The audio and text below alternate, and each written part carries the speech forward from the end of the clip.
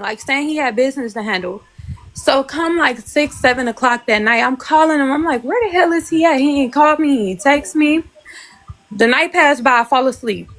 I wake up in the morning, still calling him. I'm like, where he at? Ain't not one message. Then by 2 o'clock, he texted me and was like, hey, I've been busy, phone with it. So I'm like, okay. So later on that night, I end up going through my photos, and I was pulling up pictures of shit that I was taking in his phone when we was in New Orleans, because I was like, something not right. But I'm not the type to be too nosy because I don't want to stress myself out. Are we So on the new husband or the yeah, kid father? my new husband. Oh damn. Okay. So I was taking pictures of his phone. Shirley was. Then I went through the emails because I had seen a call come through when we was in New Orleans. We had got into a huge fight over food. Like, the fight was so big, I just left the hotel room and I was like, I'm gonna go and get me some food or whatever. He was mad because I didn't want to order him what the fuck he wanted to eat, and I wanted to eat whatever the fuck I wanted to eat. Mind you, I'm fucking pregnant. So I wanted a cheesesteak. So okay, so back to when we in Georgia.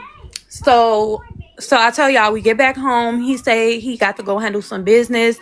Mind y'all, we rode in the same car. He helped me take my bags out the car, but he left. Like, he just left. So 2 days later, late that day, I started going through emails. So y'all, I started calling the emails, like FaceTime the emails, and one of them was Bador Boutique in Georgia. This bitch just know I'm coming for you too, ho. Oh, now I'm mad. So I end up FaceTiming her or whatever on Google Meet. So I end up finding her on Instagram, finding her on Facebook, finding her on Google Meet. So I ended up calling her via Google Meet or whatever. So she answered the phone, and I said, Legend, relax. I said, she answered the phone. She said, hello, who is this? I said, yeah, hello, you know James? She said, James? She said, who is this? Y'all, why the fuck he in the background talking about who is that? Oh my God. I didn't spaz out. I hurried up and hung up the phone. And then I called his sister. Because at this point, I'm like, oh, hell no. This the end of June. This like the 28th. So we go back and forth for a good little minute. I want to pull out my messages. Because, oh, it's so much. I'm going to just finish telling y'all the story first. So, she calls me back. And she's in a different room. And so she's like, yeah, who is this? You called me about James. I said, yeah, you referring to James Trotter? Because that's my husband. And I'm trying to figure out why he ain't been home. She said, home? Honey, he live here.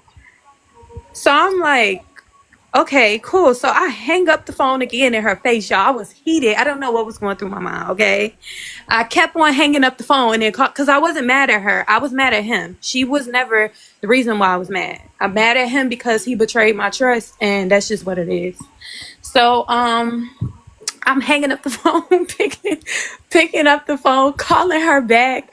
So then his sister finally called me, and she was like, what's wrong? You sound like you stressed out. Because at this point, I'm yelling to the top of my lungs.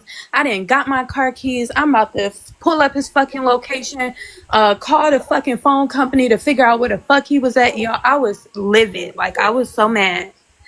Okay, so she called me back. Mind y'all, at this point, he ain't answering the phone. But you know why the fuck he ain't answering that motherfucking phone now.